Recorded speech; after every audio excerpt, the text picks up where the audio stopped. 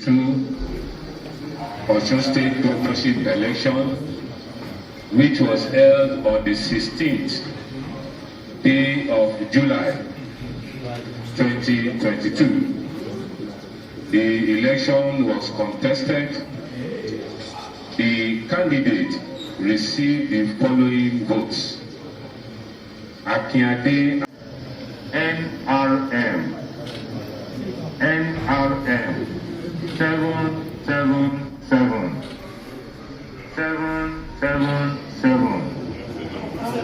for PDP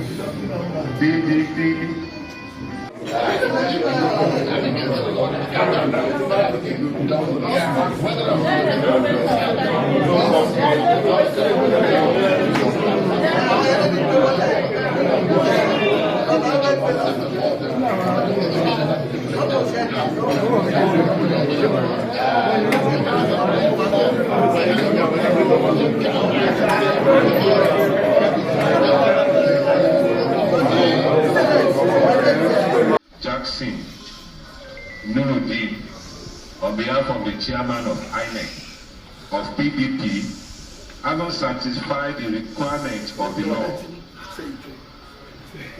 is hereby declared the winner.